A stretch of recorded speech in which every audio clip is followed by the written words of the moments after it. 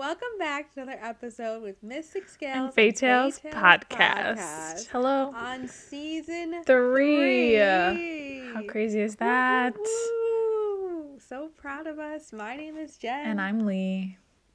And we are the Mystic Scales and Fae Tales podcast, the romance, dystopian, and fantasy podcast of your dreams. Thank you for joining us on today's special long episode. Yay, welcome back. For the start of season 3. Yeah, episode 1, season 3. Crazy. Very exciting. Very crazy. We make almost a year soon, so nice to get to the third season. Mm-hmm. And yeah, I'm very proud of us, Lee. I'm very proud of you. I'm very proud of me. I'm very proud of us. Very. So this is exciting. What did we hit recently? You said 1,000 downloads. 1,000 downloads. That's awesome. That's really cool. It is. So thank you all that are listening. We appreciate you. We appreciate you coming back every week. And appreciate our book club, because our book club is the one that started this all. So you guys are on Fable. We love you. For real. And we're just excited to keep going, honestly. Keep going up from here. And speaking of book club, this is one that we did with the book club. And luckily, everyone was very engaged, and we had mostly similar opinions. But this week we are talking about Callie Hart Brimstone. One word, who knows? No, not really. We're talking about the second book in the, what is it, Fae and Alchemy series? I think it is the Fae. I think you're right. I think it's Fae and Alchemy series. But you all should know, the first one was Quicksilver. That one really blew up on TikTok and the internet. And it is by Callie Hart. And it came out last, April? The first one? Yeah. Yeah, I have to find it annoyingly on Barnes & Noble. I'm using Barnes & Noble today to look at the back of book ad, and it's going off of the date of the reprint for the the new cover. Sure. So it's like, it came out in August, and I said, no, it didn't. No, it didn't. Quicksilver book. June 3rd, 2024. Okay, so that was like a year and a half ago. And then Brimstone came out last month. November of 2025. Yeah, just about a little over a month ago. So we timed it pretty well, actually, to jump right in. Yeah, and then the third one is slated for next November. Does that one have a title? No, it just says number 3, and it says a deluxe edition. And that should be the last one, because it's only it's a trilogy. Oh, how nice. A trilogy with rumored spin-offs. So, Carrion story, rumored novellas, maybe, whatever the publisher can probably squeeze out of it. Yeah. So, yeah. So that means the books are basically like a year apart. Done-wise, which is a lot for an author. Yeah. As we will get into it. Yeah. As we will get into it. So, yeah, Brimstone by Callie Hart. So, spoilers ahead. If you haven't listened to our episodes before, we do spoil the whole book. We try to go over the entire plot as much as we can, but a lot of times, obviously, we read through it, so we want to, jump around, especially with these fantasies. You want to just, pinpoint the things to connect. So, we appreciate you listening in on that. Yeah. If you haven't read the book, you should definitely take a break from this episode. Go to our book club on the app Fable that Lee mentioned, Mystic Scales and Fae Tales book club, and you can read the story along with us. Every chapter, there's comments, there's reactions, there's fan art, as much as we had for so far, because obviously it's a new release. And you can comment along, and then when you're done, come back and watch the episode. Even when we move on to the next book in the book club, you can still go to our archives and go to our other books. Like, we have one of our friends right now just got back into reading, and they were in the group before, and now they're reading The Night and the Moth, and we read that 3 or 4 books ago, but they're commenting now. Yeah. And we see it, and we comment. Yeah. So don't ever be afraid to read the book with us even after we've read it, because we will still engage, and we'll see your comments, and we love that. And then you can come back and listen to this episode. But, like I said, spoilers ahead, so, get your, get your winter coat on for this episode. Yeah. What's the outfit of this? Yeah. Usually I have a cute thing. I'm like, get your cozy blanket, or get your dragon gear, get your something. This one, it's like, I don't know. Yeah. Get your blood. I know, Your they vampire. don't drink or eat anything special. They just are cold and have fire. And I mean, Swords. yeah, Saris has a fox, but we don't have foxes. So, I guess cuddle up with your furry friend. With your furry friend. Yeah, for real though, especially for this book. Cuddle up with your furry friend. Yeah. Also, I just want to say the deluxe edition is $33. What? What? The paperback is not out yet, obviously. Right. $33 for the deluxe edition. Does it have sprayed edges? Sprayed edges. It has the little onyx in the print of the book, like the imprint. And then when you open it, one side is Carrion Swift, and the other side, like the back, is onyx and a butterfly. But this might be I'm on Barnes & Noble, so it might be the Barnes & Noble exclusive. So other places might have different ones. Okay. I have thoughts about that, but okay. Yeah, we did on Audible, so thank God. Duty, blood, honor, power. Saris Fane doesn't want power. The very last thing she needs is her name whispered on an entire court's lips, but now that she's been crowned Queen of the Blood Court, she's discovering that a queen's life is not her own. A heavy weight rests upon her shoulders. Her ward and her brother need her back in her homeland, but the changes that have strengthened Saris have also made her weak. Born under blazing sun, Saris will surely die if she makes her way home through the Quicksilver, which means that once again she must send someone else in her stead. Keep your mouth shut, stick to the shadows, and for the love of 7 gods, do not crack any jokes. That was the quote. Kingfisher of the Asian Gate has defeated armies and survived all manner of horrors, but traveling back to Zavarin with Carrion Swift might be just the death of him. The male just will not shut up. Hidden daggers await them down the narrow alleyways of Silver City. Unfolding secrets pose impossible threats. Fisher must wrangle the smuggler and accomplish his goals quickly if he wants to see his mate again. Our darkness falls across Evalia. The realm of their friends are in danger. Together, Saris, Fisher, and will pass through the fire and brimstone to save them. Wait, I'm actually really pissed off reading the back of book ad right now. Okay, yeah. Because A, that is not what this book is about. And B, this sounds like a novella. Like, this sounds like a nice little novella of them traveling back. Well, and it makes it sound like the entire plot is Saris feeling not in power because she can't go back and save her brother when she, like, could give 2 shits. And that whole scene takes place in, like, 2 chapters. Literally. Like, that is... So why is that the description of this book? That's insane. They should be focusing on the rot as a description of this book. Like, yeah. That's, oh my God. And no wonder people are probably mad because they probably were so excited reading this ad. Because this ad comes out before the book.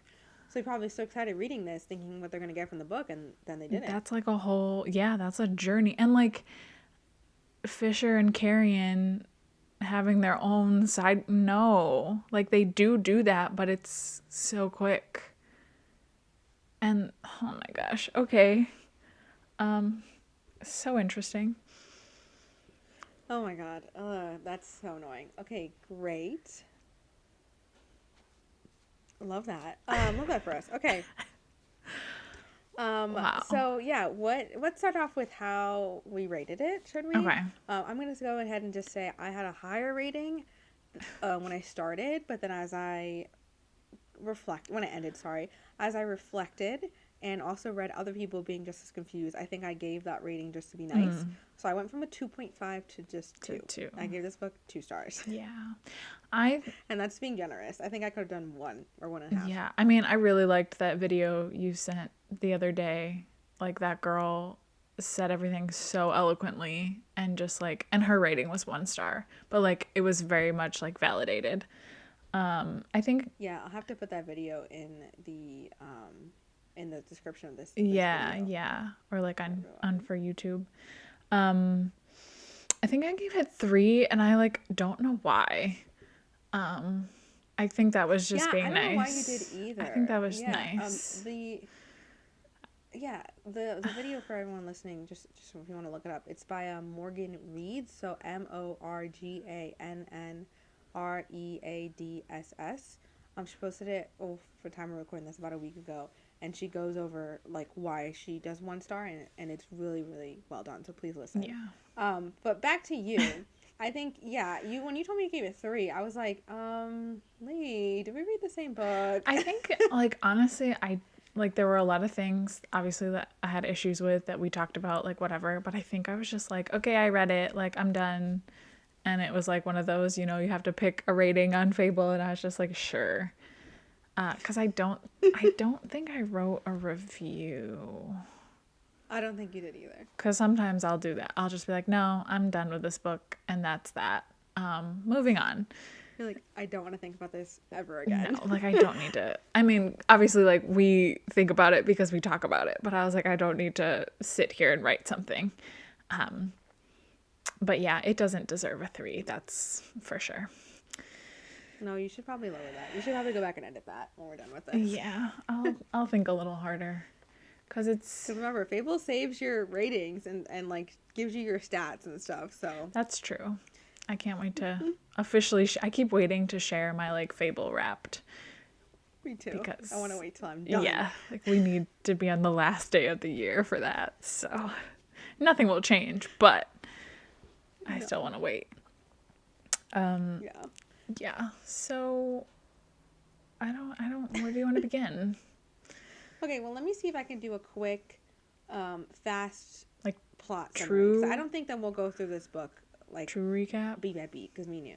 Yeah, because I think me and you just will end up talking like straight through it no matter what, because we just have so many feelings. Okay, so let's see if I can do it in like 1 minute. Probably not. I'm sorry. Okay, Sarah's Fane. She is woken up Twilight style. She is vampire now. She is half vampire, half fae. Also, she can slow her heart down because she's half vampire. What are her powers? Unknown. It goes throughout the entire book, and you basically don't know what her powers are. But she's still an alchemist somehow.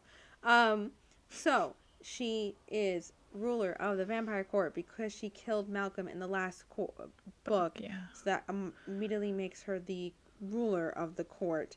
The vampire's not so happy about that. Also, she's connected to Taladeus, her maker. It's very much like a sire thing. Great. Her brother is still stuck in the mortal realm. Eventually, as the back of the book had said, Carrion and Fisher decide to go back to get him. They also need silver. I don't remember what they need silver for. I don't either. I think it's for... So she's still making relics. Like, remember that deal she made? She's still making relics for Kingfisher and, like, to help save people. So I think... And they don't go into, like, how she does that anymore. It's just like, I just made this one. Yeah. I think she needs the silver for that. Okay. So they have to go get silver. So they decide to go back to Zilvarin. Is that where they're going? Sure. Wherever her home is. The Silver City. It's Silver City. They have to go back there. She stays behind, and she's trying to deal with the whole, like, vampire court thing, I guess. But also, like, she doesn't want to be there. She keeps going back to, like, Fisher's home in the Feylands. And then when she goes back to the vampire court, she's like, what the fuck? Like, why are you doing all this, Taladeus? Even though she told him to rule in her stead, and she's literally never there. And then goes well for Fisher and Carrie, and they eventually get the silver. They get the brother. They also got They did have to fight a demon. A demon.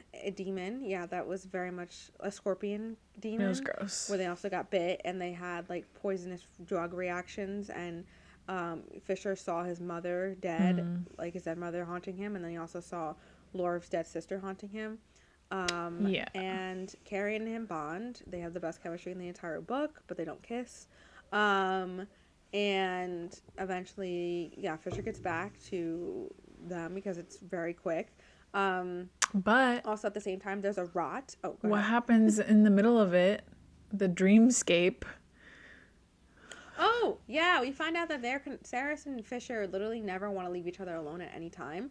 So they're connected through dreams. So they go to a dreamscape that when they go to sleep, they can talk to each other, have sex, see each other, do everything they do normally. So they literally never get a moment alone without each other. And apparently they love that because they love to be obsessed with each other. Literally, they say they're obsessed with each other. Yeah. Even though we find out this entire plot has been happening in a few weeks. So, like, do they really know each other? No. So then, at the same time, from the beginning of the book, like second or third chapter, we're introduced to another plot line that there's the rot that's coming, which was kind of introduced in the last book because the gods told her that it was like taking over different universes and different branches were dying. So it's like come to their universe. It's like killing people, killing land. Like it's like literally like a black. It's like they become cloud essentially coming. zombies. Or is that just the feeders? I thought they just die. No, that's just the feeders. Oh, I didn't realize But that. the feeders can like have the rot. Yeah, like It was very if the confusing. feeders have the rot, they're like zombies. They like spread it. Yeah. Yeah. It was confusing.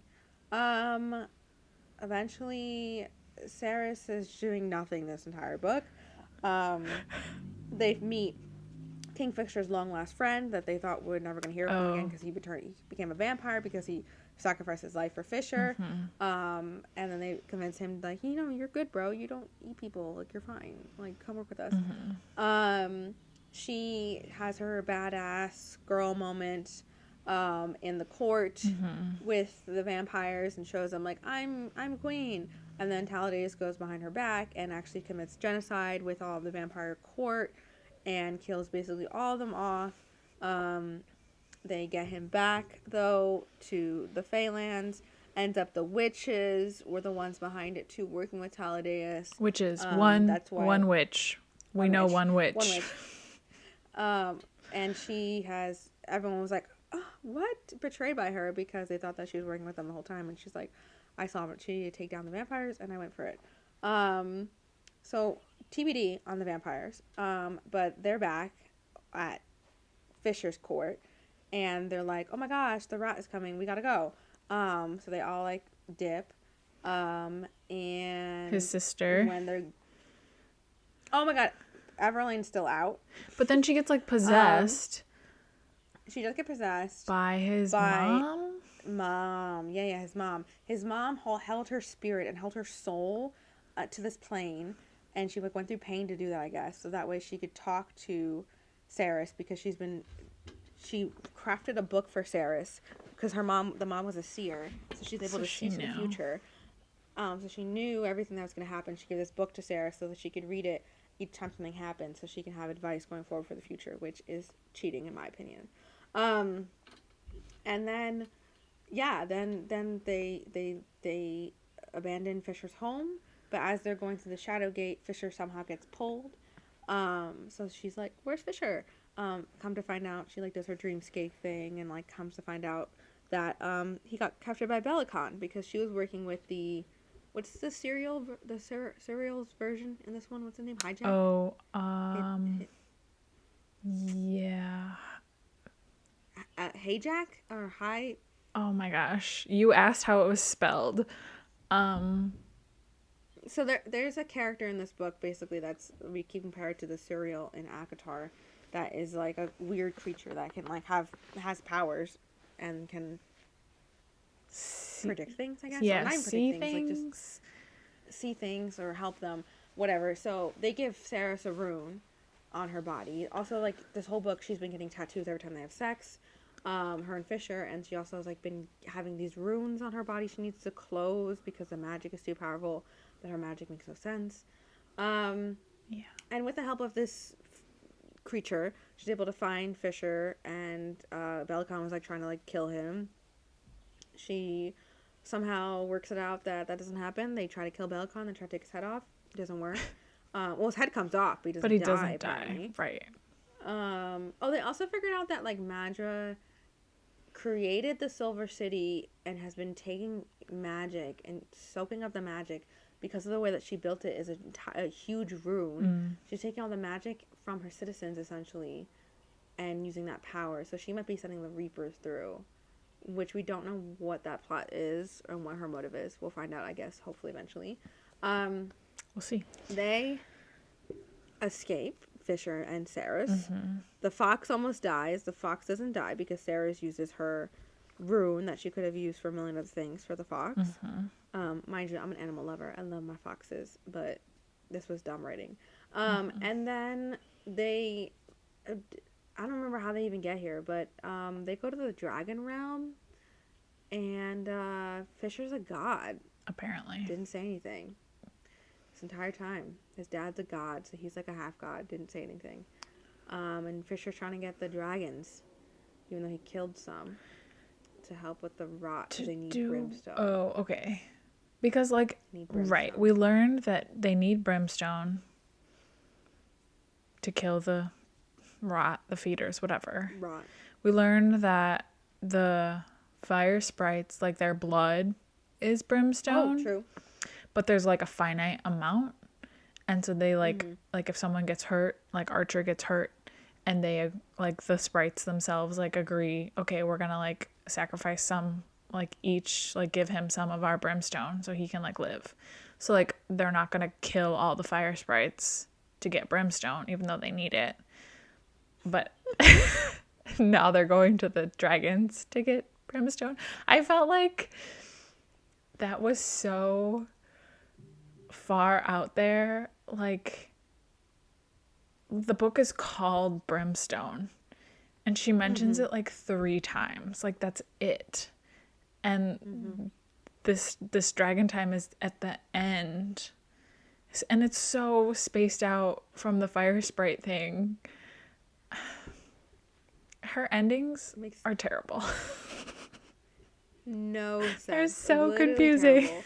And the fact that we ended that last book, and they did say that the gods, like, decided they want nothing else to do with their realm, right? Right.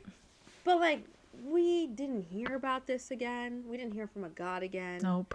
Nobody questions the god thing. Nope. They bring it up maybe like twice, and they're like, oh, they finally tell their friends, because they didn't tell their friends at first, that she like met the gods.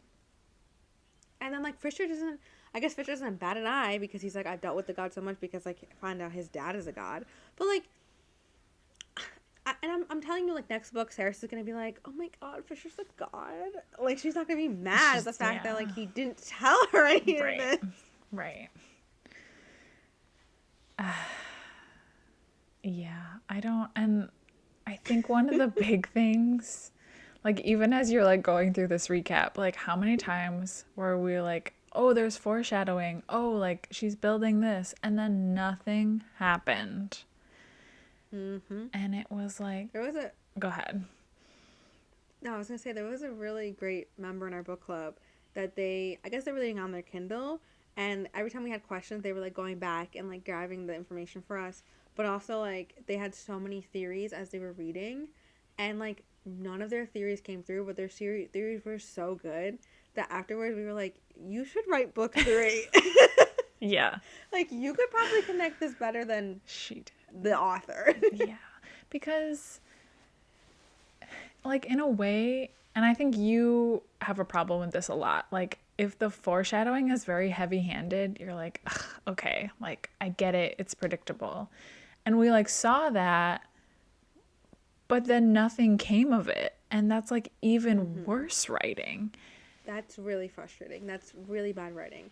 I would rather it either the foreshadow be, like, really good, where you're not, like, I don't catch on to it or whatever. Right. Or I would rather be the opposite. Like, if you're going to have really heavy handling foreshadow, then at least I can accept that. And it's like, if the whole book is foreshadow and then all that happens, like, you can predict the entire plot.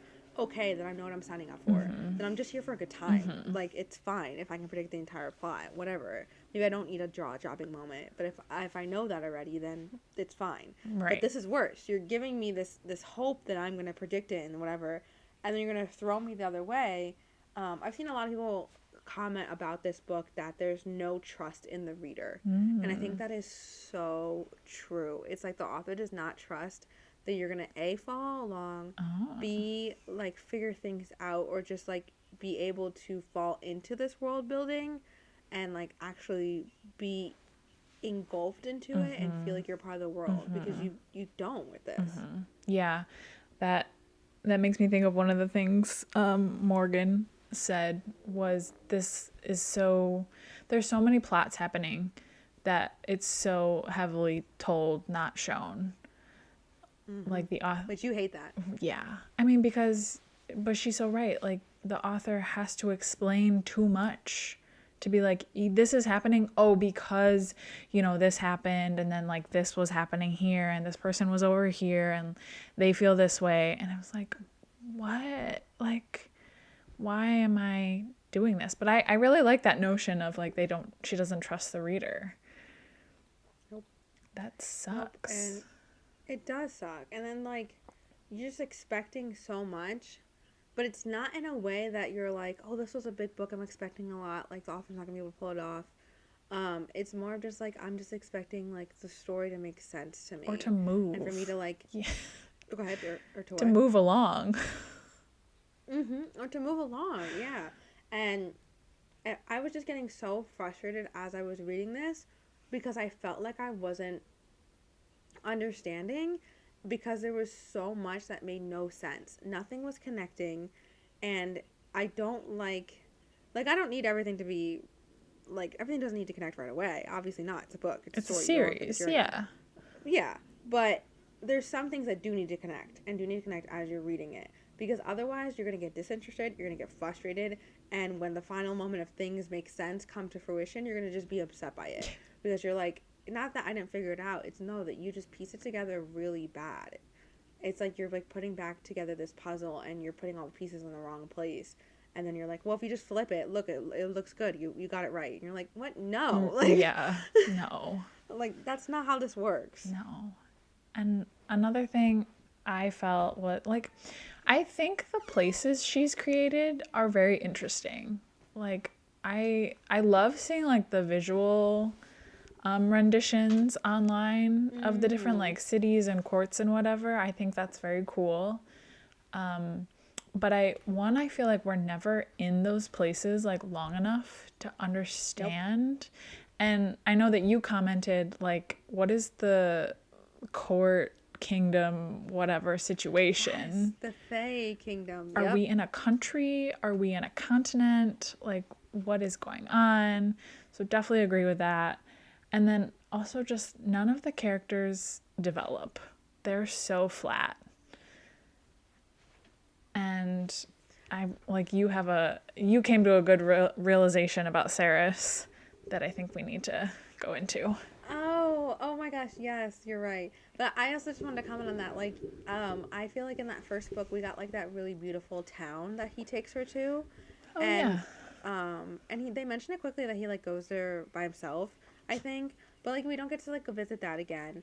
I can't get a visual of what this world looks like in terms of the of his land, like, cause they keep going back to his like castle, and he like lives in this like winter-esque area. But again, I don't understand where he rules over. Is he just like ruling this castle? Does he have like people he rules over? Like, is it courts? Like where it's different sections? Is it that he just runs the army in that section? Like none of it makes sense. I know when I asked that in the chat, one of the people in our group was able to explain that's like Belicon is the overall arching ruler of the Fae Kingdom. It should be Carrion's family, but Belicon did a whole Game of Thrones thing and like chopped off people and whatever took the throne. Um, but these different lands are run by different Fae people, but they all report and they swear fealty to Belicon. But Belicon can't give any leeway against Kingfisher because of how far. Well, that in the book previously was because of how far his kingdom is to where Belicon sits in his throne. But now it might be because Fisher's half god. But he could still control him by his like name, which was But that's a Fae thing. yeah, but it's a I don't know. It's a dumb plot point. But what Lee was alluding to with my reason with Saris, I was like, I think we don't like Saris for many reasons, but it's this character is very much that she doesn't really do anything.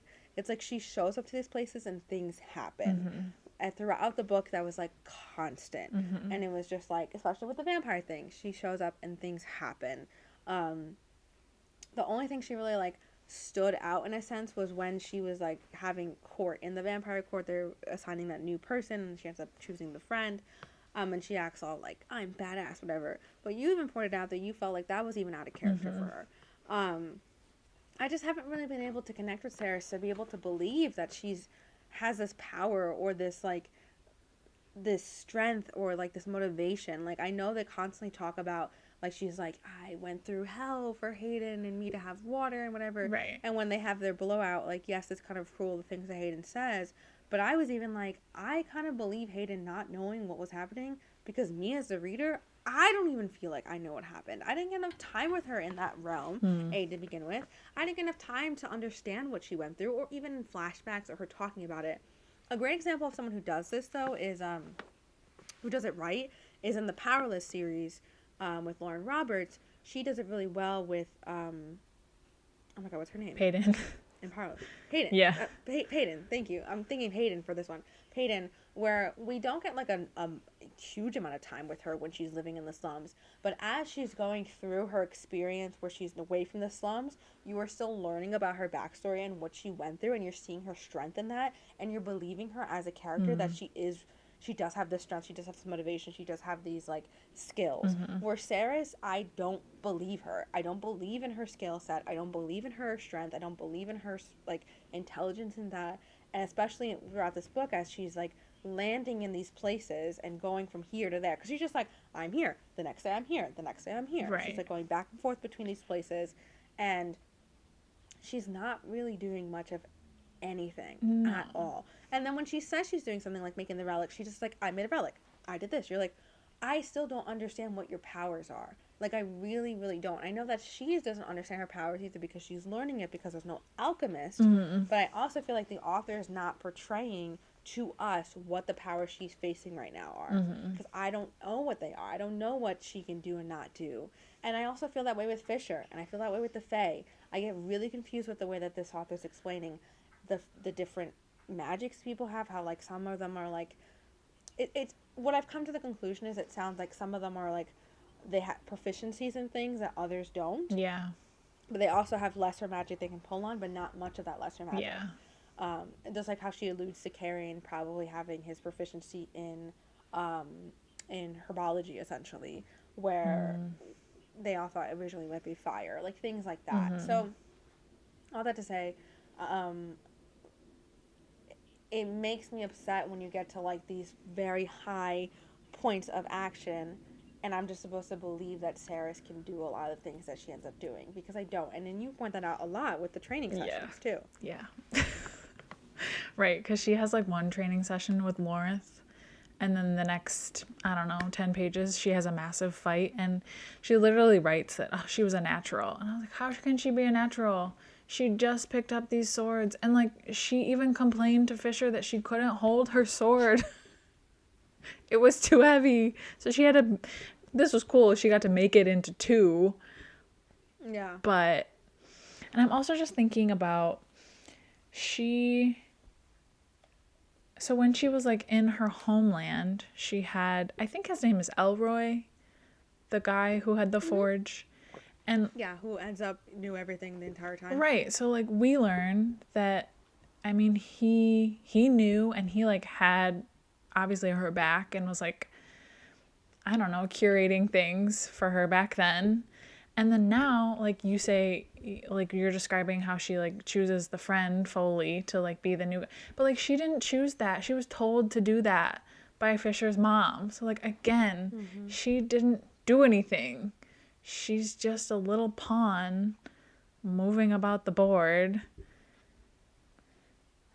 And Yep. And it really feels like that. It kind of feels like it should have been Fisher's story and not Sarah's story. Yeah. Or we said it could have been Carrion's story. Yeah. Carrion's story alone could have been his own book. Yeah. And it should have been. Yeah. But not written by the same author. And he doesn't... Like, he barely grows in this, and we really thought that he was going to be a highlight in this story. Another thing just about Saris is there's a point where Fisher is talking about her, and I think he's talking about how he is seeing her and Hayden, or maybe he doesn't see it at first, and he's, like, describing all these things he like knows and loves about Saris, how strong she is, how whatever. And I'm just like, when did you see that? Like, where did you see that? I don't, like, show me on the page, please, because I'm not feeling the same way, and I should be. I think there wasn't one person in our group who was enamored by these two anymore. Like Fisher and Saris. Yes. I don't know who is shipping them, like who is claiming them as a good couple. And I kind of like, if you do, I think I'm gonna further question you in your romantic endeavors, or like how you view romance, because this is like kind of scary. And I love that there was somebody in our book club that was pointing that out. They're like, this is like really scary. This is not like cute. Like this is getting to like scary, like obsession territory. And I mean, literally, she says obsession in it.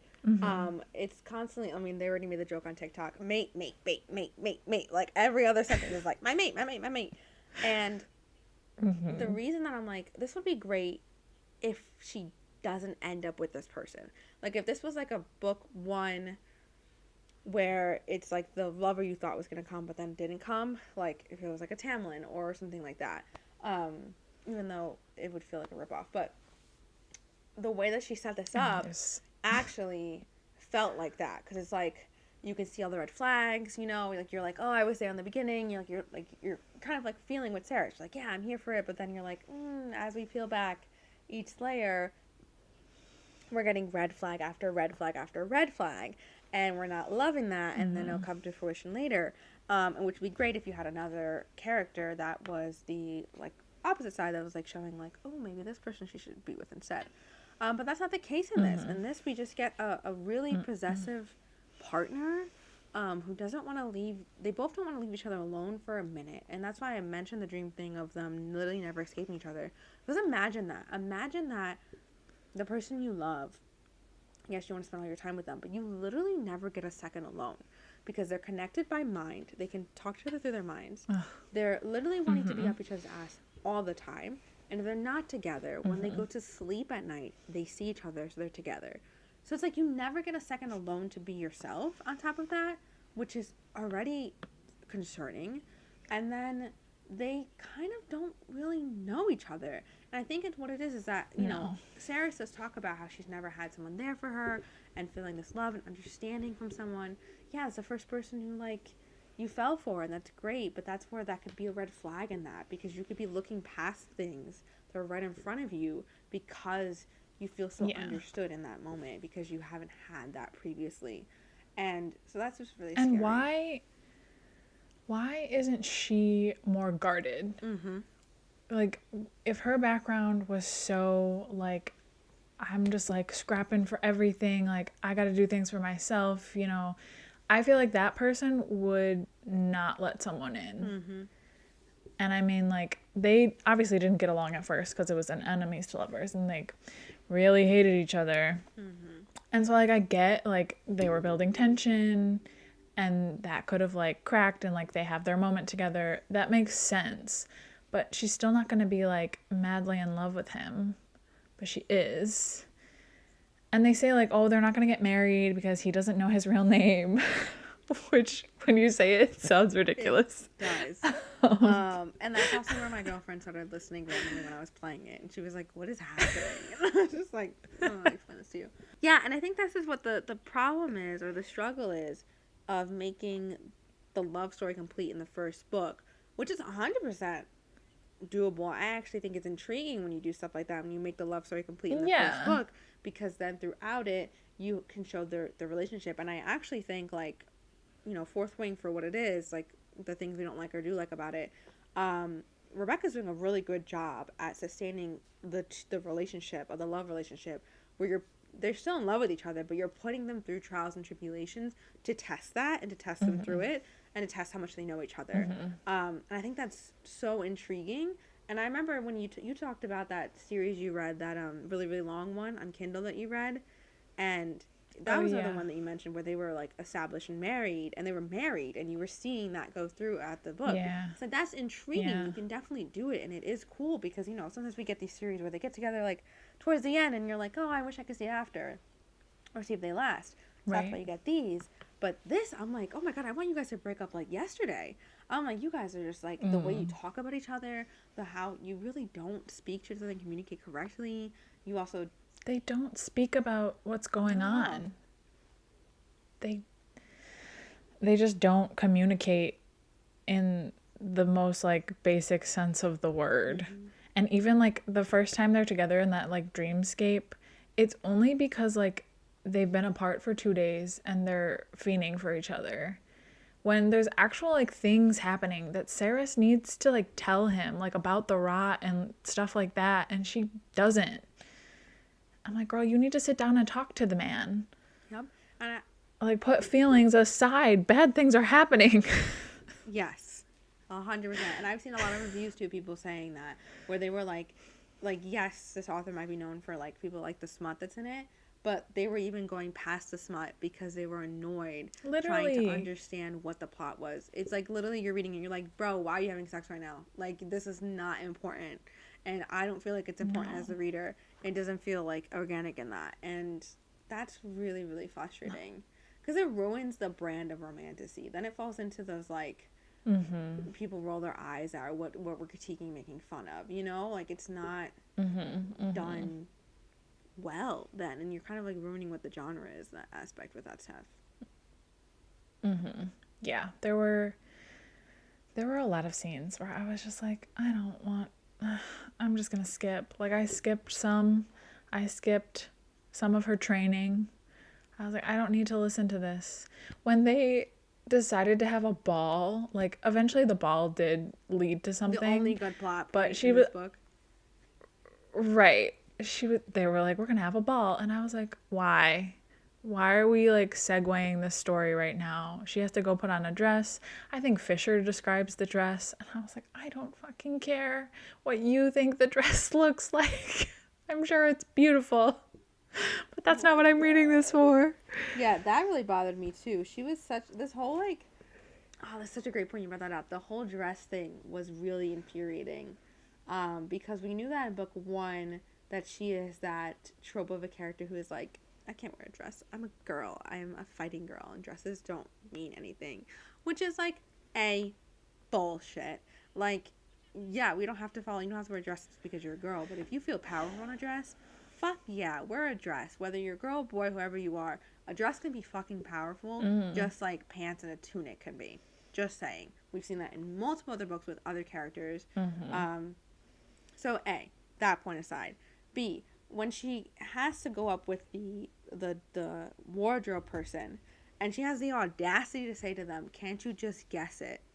And then that person has the best clapback ever of like, this is my job, you know, I have been this person for da-da-da-da. I'm like, yes, speak back, because you're acting, she sounds like a child, Saris, half the time when she's complaining. And then she also would be like, she told Talladega, yeah, run in my favor. And then when she comes back and he's like saying things that happened or whatever, she's like what they put people in front of the door that was like where the Quicksilver was, I think. And she was like annoyed by that. And I was like, girl, you're never there. You're not in the vampire court to rule the vampire court, so why would you be mad about him ruling over the vampire court? Right. You're not even taking the time to learn about the court, you know? And I don't want to like segue too much, but I felt like, talking about foreshadowing again, I felt like Teledeus was set up to be like super sketchy, and you're kind of like, do we want to trust this man? And she just like blindly does. And then it turns out like, yeah, he does a really bad thing. And he like also wants to kill himself because he hates himself and the person that he loves, which was a whole other side thing that I had to like re-listen to because I was confused. But it ends up being they still love him, and he's just like a troubled guy. And I was just thinking, you missed like a villain here. You know, why? That would have been a cool plot twist. I mean, we saw it coming. Yep. But it wasn't I real. thought the villain would have been the person he loved, and then you would have had that really great tension of him having to choose the sides of it, and that great character explanation of someone being in love with a villain and them having to explain themselves because they knew that villain before they entered that villain phase of their life. Yeah. So it's like you have to constantly hope that person will. You have the hope and want that they're going to go back. You know who they are at their core. Like, they're going to be past this. So it's like a full, like, that's a whole book in itself. And so, like, that would have been great. And I 100% agree with you. And it was just so, like, lost. And my main question was, I was like, so the vampire court was never visited again. Like, she said she's going to go back, but then, like, the book ended. Um, like, are all the vampires dead? Like, did everyone just like live in this vampire castle and they all came here? Like, there are no other vampires outside of the castle? I'm So confused. it was basically like they were given a choice. Like you could either return to your form before you were turned, and most of those people were horrible people, Yeah. or you would just die. And the crazy thing was like a lot of people chose to die. And I mean, in a way, that's kind of like a unique critique on, you could look at it as like our world today and like certain people in power. So, like, I can give her that. But again, you're right. There's no picking up the pieces. There's no Sarah's being like, well, maybe I try to like reform the people who chose to live. There's just no thought of them. But I'm just questioning, is there no more vampires then? Does that mean that all vampires are gone? Like, was that every single vampire that existed Probably was just not. there? Or it was just the higher court ones? Because that's what my assumption was when I was reading this book, is that like there's like the high court and all these like high nobility essentially. And I thought that they were all there for this like Red Wedding-esque murder. But then I was like, what about like the people that was serving her, the guy who served her, like who was like a younger vampire, like all of those people are still alive, so they're still vampires. They're just not royalty vampires, right? So then doesn't she rule those people? I think so. But she doesn't go back for it? Like, and I also think, so we know with the feeders, if you kill their like sire, you kill them all. So is that the same? I assume, no, it can't be, because like Taladeus was dying and she didn't die. Oh, I thought you meant with the feeders. Like, if you kill the feeder sire, all the yeah, feeders but die? I was gonna say, like, so does that mean that the vampire, is it the same for like the vampires? Because a feeder is just a type of vampire. I was like, so the vampires that died in that court, did their like offspring perish? That could be a real thing. They do that in Vampire Diaries. That's an I feel like that's a common thing. Diaries. So, but yeah, so that could answer that, but she would have to just write that off in the next book. But yeah, that is a way that she could wrap that up in that sense, that everyone that was in that room, essentially everyone that was in that room, like even if they chose to be Fae, they still ended their vampire life, so everybody else would die. Yeah. But also, you making that point about the feeders, that makes sense now a little bit more with the feeder story, because I was very lost in the feeder story. So if that's the case, again, we could be wrong, because I'm pretty sure this book is confusing. There's a scene where that happens. I'm pretty sure. But anyways. So that makes sense then, because that makes sense why in the beginning of the book Fisher was surprised to see feeders across the river, and that's why they were trying to figure out the feeders the whole time, and they thought it was from Bellicon. Okay, this makes so much sense now. So it ends up the feeders are actually coming from Madra, most likely. She figured that out. So that makes sense. So the feeders that Malcolm had were all dead, and so then, because I remember they mentioned like the horde and her keeping back the horde because she like commanded it. So that was a little confusing. So I'm just gonna go with what you just said, because that makes more sense. That if the original sire dies, the feeders die. Yeah. Sure. But now we have like super feeders who also like soak up magic. So they can't use magic against them. Yes. And then there was the feeder who looked just like Ren, and then we never spoke about it, and then turns out Ren was fine. Oh my god. That was so frustrating. I'm still mad about that. Like, that's a terrible use of like not trusting your audience. Like, that's perfect. And again, that was a communication thing that like she should have told Fisher, hey, Ren is missing and I saw like a dead guy who looked just like him. Should we not talk about it? I also want to point out, I was just gonna say that there's a lot of like loose ends. I was gonna say that we saw a comment on TikTok that someone put that they pointed out that like the only positive female character is like Saris and the and I would say the healer too. Taylena. But like everyone else is all of the other female characters are painted so poorly throughout this book and painted so like evil, and it's so surprising coming from a like we expect that a lot with like males writing romantasy, not to like be stereotypical, but it happens. So yeah, it kind of sucks. Like this is a female author, and they're writing their female characters so like, badly with Sarah's, but like so cruel with the other ones, and like none of them have depth, or I guess like they just don't have. They don't have any depth. Yeah, backstory I for them mean, either. Yeah, they don't have any depth. like Taylena is kind. She's the healer, but that's okay. The mom, I don't even know. Like, she's just a plot device. So, okay. Yeah, she's not really a character. Everlane is, the damsel in distress. Coma. So she's nothing. Danya is a bitch. And what's her name? Ishabal is the witch. And so she was interesting to me at first because, like, Lorith comes and has to, like, retrieve her, and he hates it.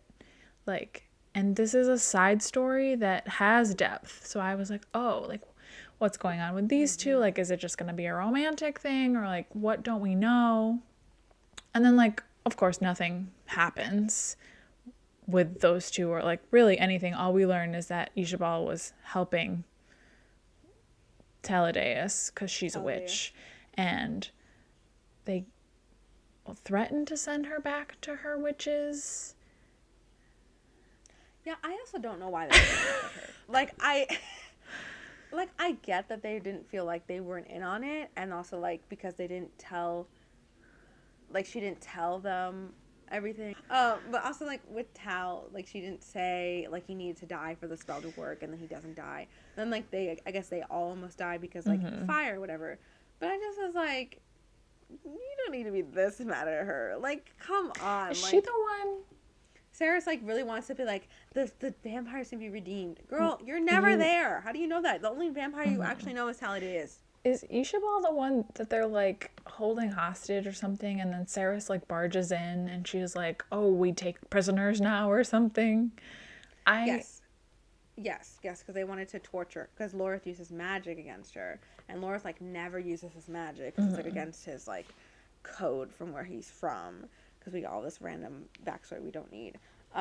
Yeah, but they're holding her hostage, and they threaten to send her back to her coven because her coven doesn't know she did all of this, even though they're probably going to be like, okay, and murdered all the vampires. Great. Yeah, that scene, I thought Sarah's overreacted because like she literally wasn't in the room.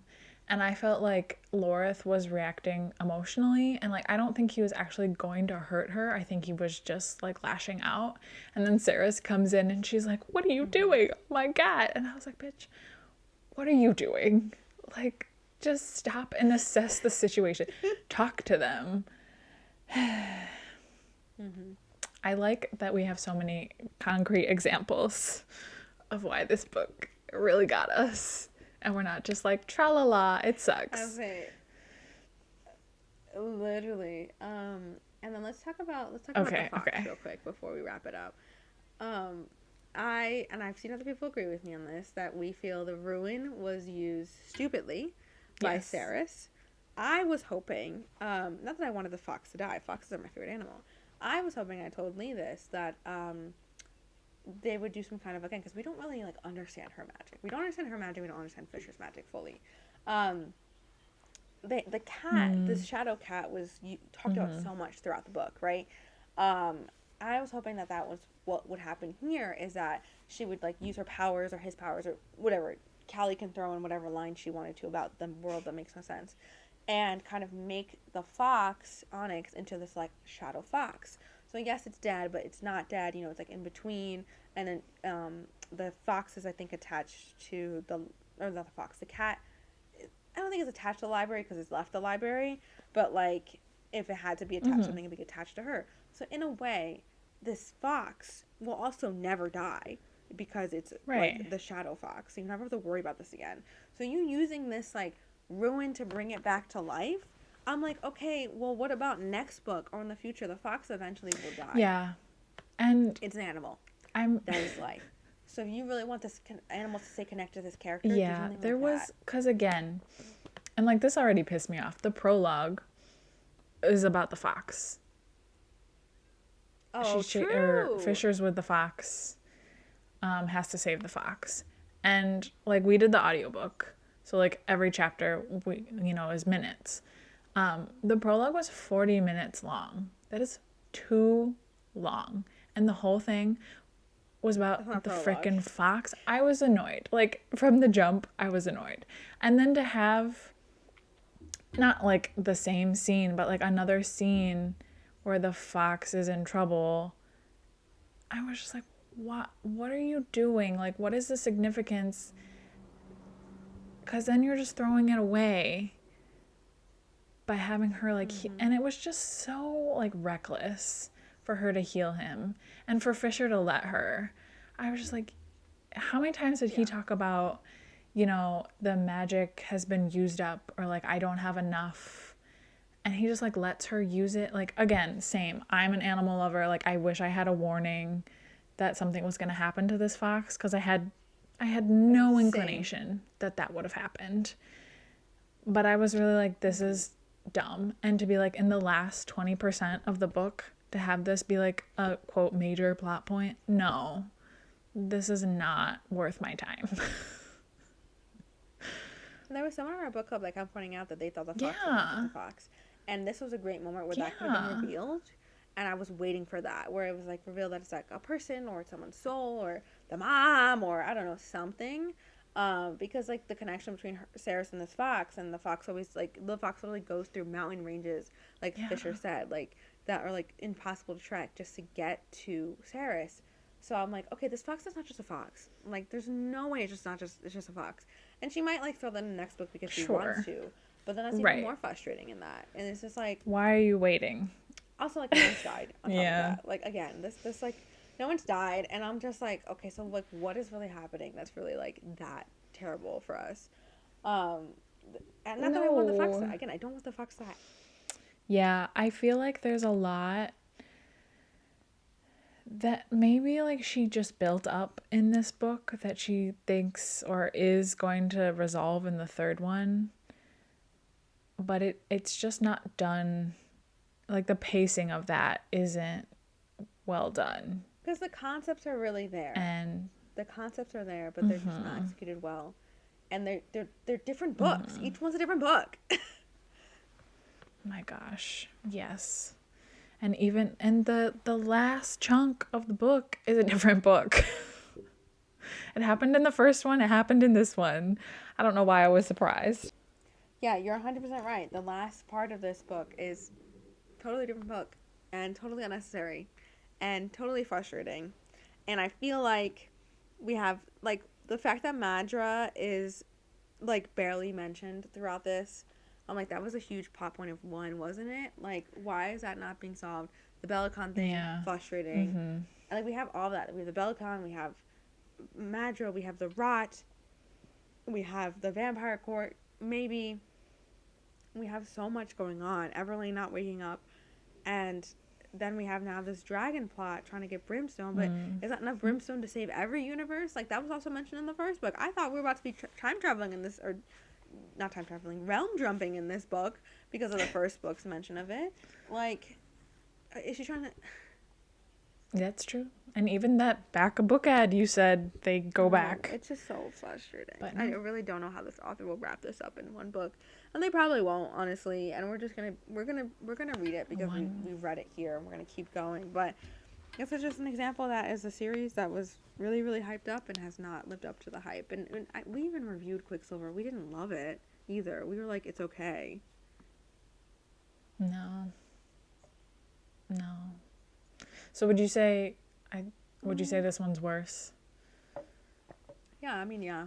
I kind of like blended them together in my head, so I don't really... But yeah, I would say so. Yeah, I mean, you had to do a heavy recap. But yeah, no, I think this is worse. I think what really got me was the no development. Like, nothing moves. The people don't move. So yeah, that's Brimstone. I agree. I think this is a series I will not be recommending to people. And we will finish it up when the next book comes. And I don't think this is something I would read again from, like, I wouldn't read another book by this author, I'm going to be completely honest. Like, it's not for me. She just needs a really, really good editor to put her straight. Yeah. Yeah. I don't even want to, like, I was gonna say, like, oh, if she just did, like, more smutty books, she might be okay, but I'm not gonna read that. No. So. Me either. No. But that is a wrap on Brimstone by Callie Hart and our full review of it. Let us know your thoughts of this book. Let us know in TikTok, in Instagram, in YouTube, all the social medias that we are on. Let us know in our book club on the app Fable, the Mystic Scales book club. We are going to be diving into Enchantra next because we started Phantasma, which we loved. So this is exciting to go back to that world and this author that we're obsessed with. And then after that, we'll probably do a new series. So stay tuned for that. We also have Give us Rex. Give us Rex.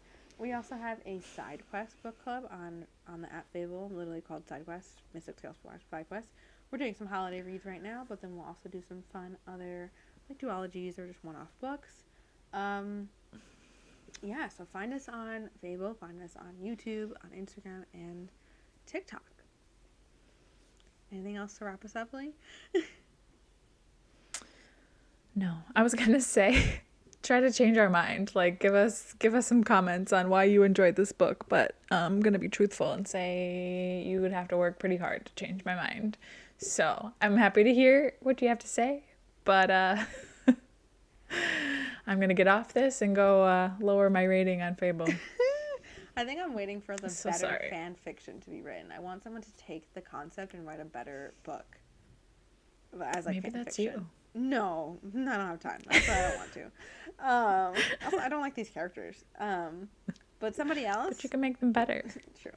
I tasked somebody else to do it. Please make it better, and we appreciate it. We would happily check it out. Yes. But overall, thank you so much for listening. We hope that you are diving into a great read right now, and happy reading. Happy reading.